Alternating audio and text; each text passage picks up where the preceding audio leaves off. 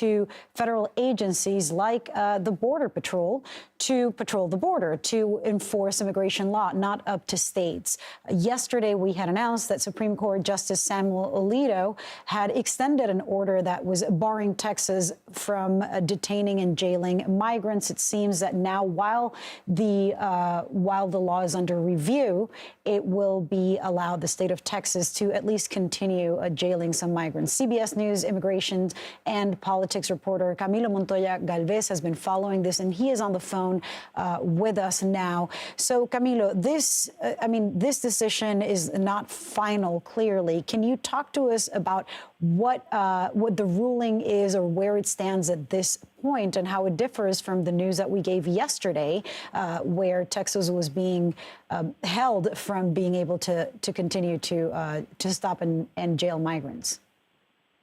That's right, Lily. And the bottom line is that Texas state officials at the state and local level can now arrest, stop, and detain migrants who are suspected of crossing into the U.S. illegally from Mexico, and also allow state judges to issue de facto deportation orders against suspected violators of this law known as SB 4 that the Biden administration, Lilia, has argued is unconstitutional and interferes with immigration enforcement, which, as you know, has for many years and decades, in fact, been a federal responsibility, something that is typically carried out by agencies like the Department of Homeland Security, not individual states. But right now, the Supreme Court is allowing Texas to enforce this law through this procedural order that, again, as you underscored, does not actually get into the merits of the law or its legality, but it allows the state nevertheless to implement it while an appeals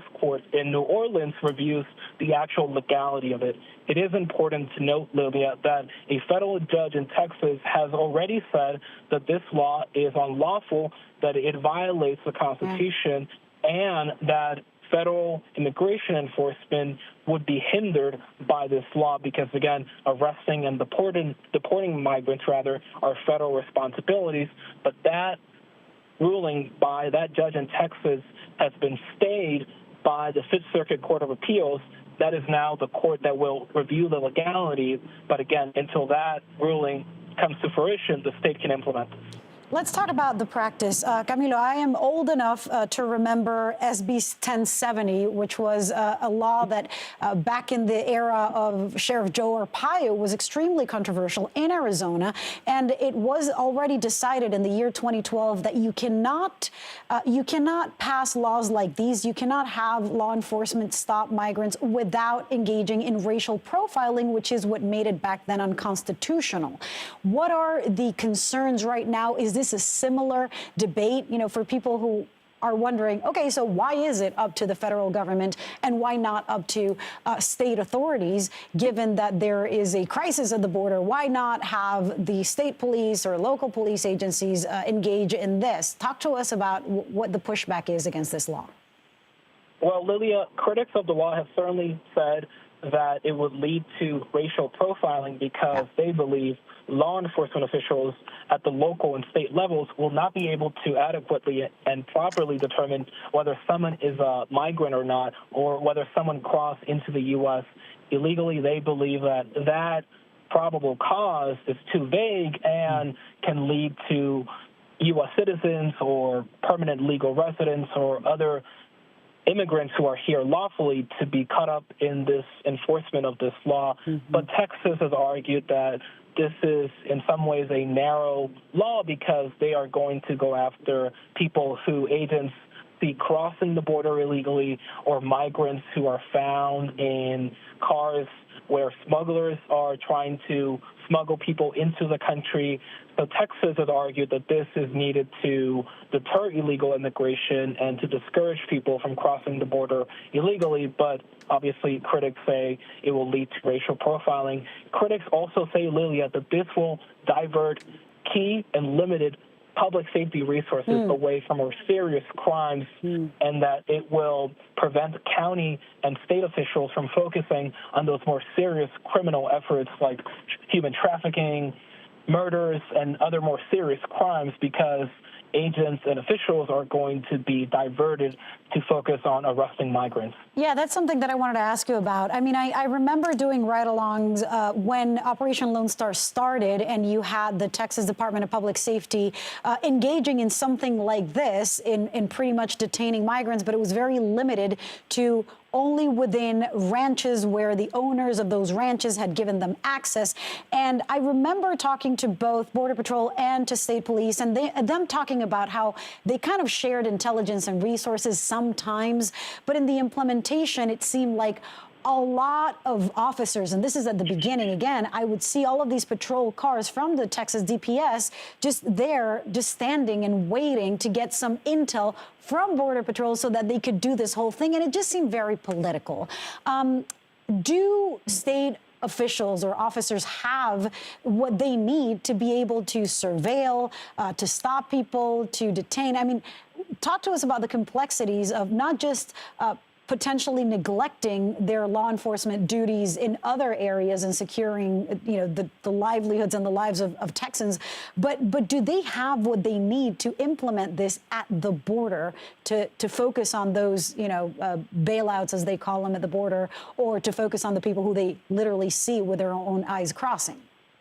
Well, it depends on who you ask. If you ask the Department of Public Safety, which is the state agency that oversees the state troopers and is one of the entities that will be able to enforce this law, they will tell you, Lilia, that they do have the training, the equipment, and the agents to carry out these arrests. And in fact, they will tell you, Lilia, that the state is already arresting some migrants on criminal trespassing charges. The state of Texas right now is with the consent of local property owners, arresting some migrants for the violation of the trespassing statute at the state level. But again, that requires the consent of ranchers and other property owners. This SB4 law will get rid of that. It will allow state troopers and other agents to arrest migrants who are suspected of crossing into the U.S. without permission anywhere along the Texas-Mexico border. But I will tell you that even people who support SB4, including the sheriff of Kinney County, a border community near Eagle Pass, have told us and conceded to us that they may not have the resources to enforce this law. And this sheriff of Kinney County, Brad Coe, supports SB4, but he noted that he will face operational challenges in implementing it because he only has 6 full-time deputies to prosecute and arrest and enforce all laws in his county. Yeah. What does a CBP, what does the Department of Homeland Security, and perhaps, I know that you spend a lot of time there at the border, and I'm sure you talk to a lot of Border Patrol agents. What's the overall feeling that the federal agencies and the federal officers who are, or agents who are tasked with implementing federal law think about this? Well, one of the key open questions that we have to monitor, Lilia, is whether federal authorities, that being the Department of Homeland Security and Customs and Border Protection, as you mentioned, will cooperate with Texas in implementing this law because, yes, one of the provisions of this law allows the state to arrest and prosecute migrants who are suspected of crossing into the U.S. illegally, but another provision allows state magistrate judges to require migrants to return to Mexico as an alternative to prosecuting them. Problem is that every port of entry along the U.S. Mexico border is administered by federal officials, not the state of Texas. So it's unclear how Texas will essentially deport migrants back to Mexico or other countries when there is no state infrastructure to do so. So that would require the collaboration and consent of federal officials. And I think under this administration, at least, it will be unlikely that the feds will cooperate with the state in carrying out these state deportations. The other factor is that the Mexican government, Lilia, has denounced this law as anti-immigrant and has actually vowed to reject any returns of migrants by the state of Texas. Wow. Camilo, I keep thinking about, that bipartisan bill that did not pass. I mean, there is all of this attention being paid to the border, to migration at the border, to solutions that are needed, to the point that the governor of Texas and Texas law enforcement are saying, look, it's up to the state as well. We're participating, we're chipping in, we're going to start detaining migrants too. What is the latest on those other possible solutions that needed to be passed in Congress, which include some funding, and also perhaps what other solutions were not implemented by that bill failing? Well, Congress, as you know, Lilia, has remained desperately gridlocked on the issue of immigration.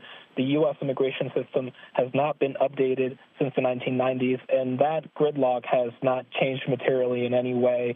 We saw a bipartisan group of senators broker a compromise with the White House a few weeks ago, but Republicans in Congress, after demanding drastic limits to asylum, rejected that proposal, saying that it was not strict enough. And obviously, former President Donald Trump came out against this deal, so there was also a political consideration that lawmakers had to consider when opposing this deal, and it is very likely that one of the main reasons that Republicans rejected this agreement, despite it containing provisions in the law that they have demanded for decades, is because it could undermine potentially former President Donald Trump's chances of using this issue as a way to attack President Biden. Obviously, immigration is one of the defining issues in this election, and former President Donald Trump certainly believes that it is a winning issue for him because of the humanitarian crisis that we have seen along the U.S. Mexico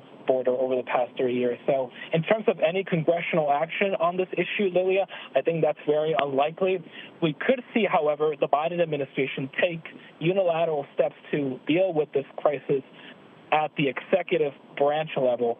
The current president, President Biden, has been considering executive action, we are told, including by invoking a sweeping presidential authority known as 212F that allows presidents to suspend the entry of migrants when it is determined that their entry could be detrimental to the country. And that could potentially lead to a crackdown at the border and a significant restriction in who is allowed to seek asylum.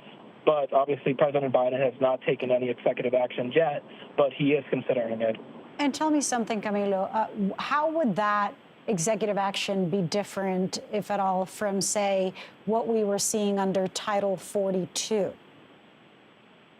Well, Title 42 was a pandemic-era rule that was tied to the pandemic. The argument was that migrants were posing a public health risk because they could spread the coronavirus inside the U.S. That was the public health justification, at least, even though there were some significant disagreements within the CDC as to whether or not this policy actually curtailed the spread of COVID. But that was the justification, and it allowed officials to just turn people back across the border without any asylum screening.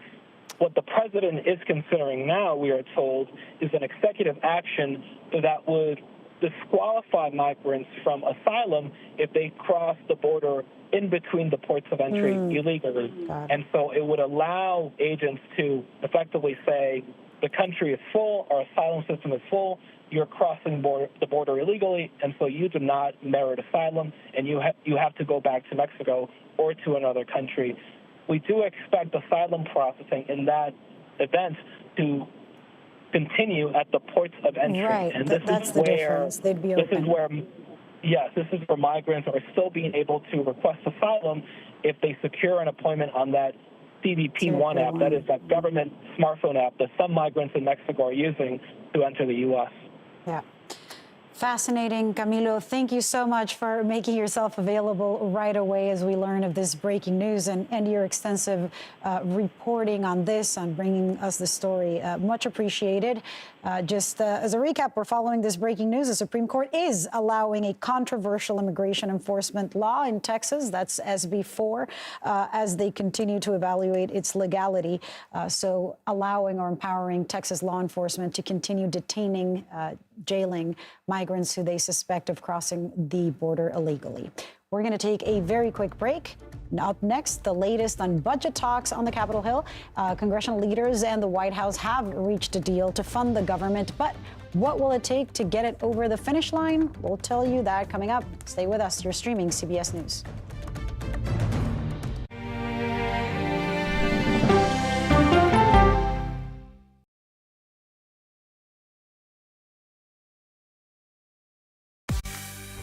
On our places, bright, shiny faces. When you wake up in the morning, we want to be your go-to team. Nate has one of the quickest minds I've ever seen. Tony has a way of making people feel comfortable. Gailey has this unbelievable knack to ask the question that you're asking at home. I've been told I could talk to a tree, and that's pretty much true. I don't go to work in the morning. I go for coffee with my two good friends, and we talk about the world. Your morning routine just got better. CBS Mornings, weekdays at 7. It didn't seem like anything could happen because nothing ever happens in East Palestine.